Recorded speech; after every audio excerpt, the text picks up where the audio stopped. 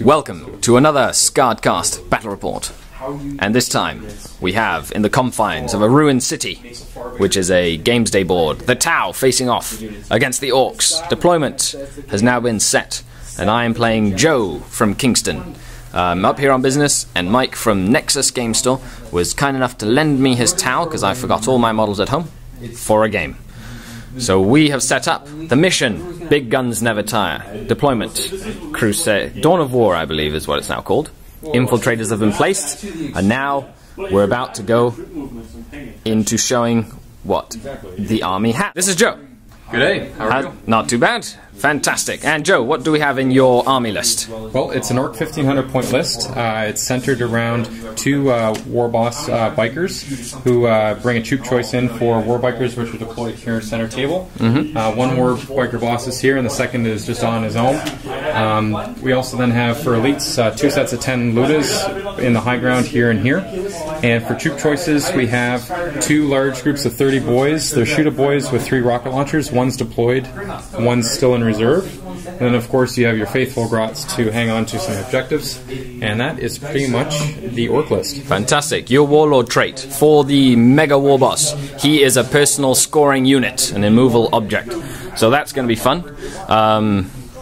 On the Tau side, we have 15 Kroot with an upgraded Shaper that have infiltrated across the Looters building.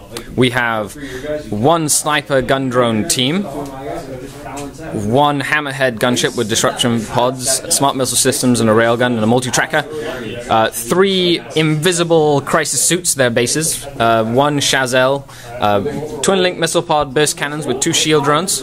We have 6 fire warriors on foot, 8 fire warriors in a devilfish with a disruption pod and a burst cannon, 8 more fire warriors with an ethereal who is the warlord with a honor blade, a pathfinder team of 6 strong with their devilfish, 8 more fire warriors, infiltrated stealth suits with +1 ballistic skill, and of course another stealth team with that has infiltrated on that ridge over there. And now Tau are going to take first turn. The Orks failed to steal the initiative. Stay tuned for this. The marker lights fired into the big 30-man Ork boy squad, and thanks to that we killed 18 of the Orks with combined shooting from the stealth suits, sniper gun drone team, 3 units of fire warriors, and the Hammerhead with a blast shot. I put 1 wound on one of the knob bikers in the back with the crisis suits and the Chazelle. Didn't do any damage to the looters. I was trying to force them to take pinning tests at the least. Surprisingly enough, I couldn't really see them very well.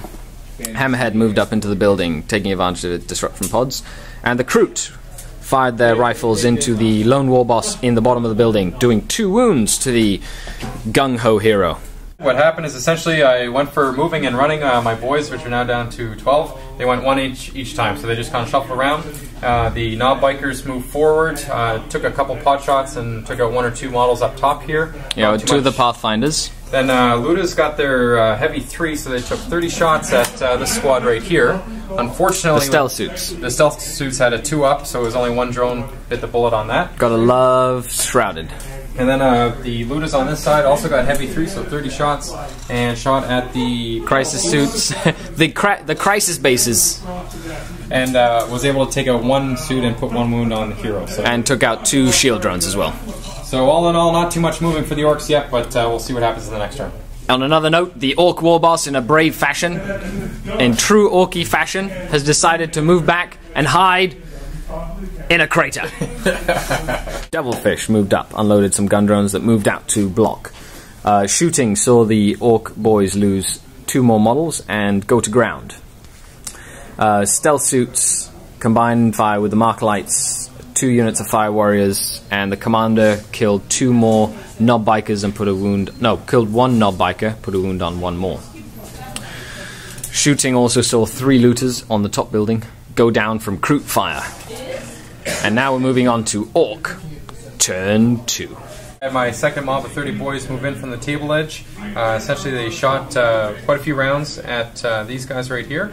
And stealth suits? The stealth suits was able to take 3 out. Not these boys here, because they were to ground, they shot at 2 of the shield drones, taking 1 out. The biker boys moved up from midfield to about here and took out 1 devilfish on the charge. The Ludas didn't do too much this game at all. I missed shot with these Ludas at an AV-13, which obviously 6s wasn't going to work very well. And these guys here were able to... This Ludus was able to take 1 or 2 of these... 2 more of the Pathfinders out. So a couple more marker lights down. That's right. That's pretty much that for... And the war boss in the crater is doing wheelies in the crater. He's turbo boosted circles. He turbo boosted in the crater. Shooting killed about 8 of those orcs with a couple of mark lights and the hammerhead blasting into them. Shooting also killed these orcs down to the knob, and 1 guy who re-rolled their morale test next to a boss pole and stayed. The drones have moved up to discover that objective. Fire warriors have been redeploying, firing into the war boss and his pain boy. The war boss is not wounded. The pain boy has 1 wound given from the stealth suit who moved back up. The orcs are now moving back up onto the bridge there. This looter unit in this building is now to ground, and that looter unit is fine. The Kroot have moved and ran, trying to get to the objective on the top of that building. The war boss is still in this crater. Shoot 'em mob with about 20-ish moved up.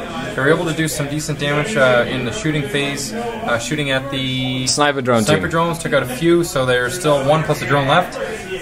These guys, lone 30 mob turned down to 2. They were just moving up. They shot at a drone and took it out. The reserve Grot team has moved on and run up the table. Ludas didn't do much at all this turn, so they shot but didn't have very good results.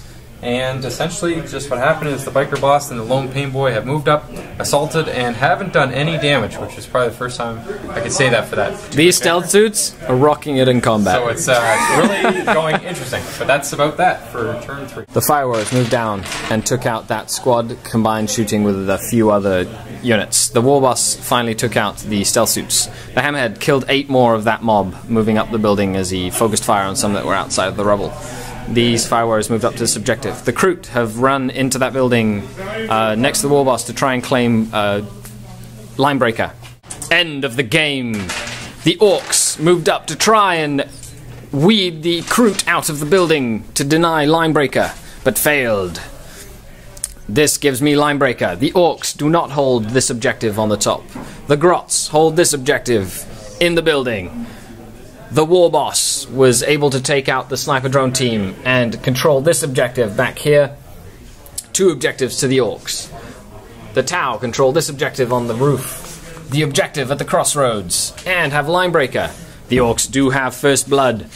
Therefore, it is a 7-7 draw. Thanks a lot for watching. Of course, you can check out the blog, podcast, and Joe, do you have any last-minute comments? It was an excellent game, great table, great opponent, and a really interesting battle in a very complex urban terrain. So thank you very much. And a couple things is make sure that you choose what you shoot at with your long range, and it was an excellent game all around.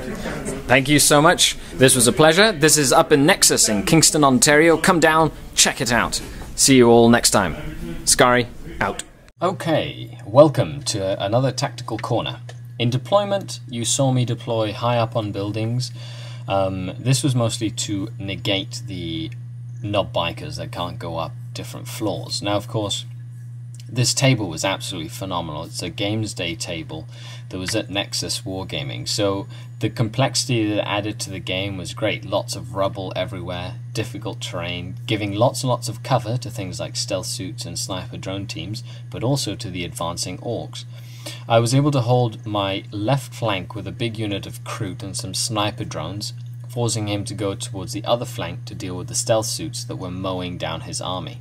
Now, that having thrown the devilfish up there, giving away first blood, was a mistake, but in the end it let me deal with the war boss on one flank while I was able to deal with the other Orks advancing on that position, even though I lost that objective in the end. In the center I had put the bait, but the main force of fire warriors were able to move up to that objective, take it uncontested, and give me a well-earned draw.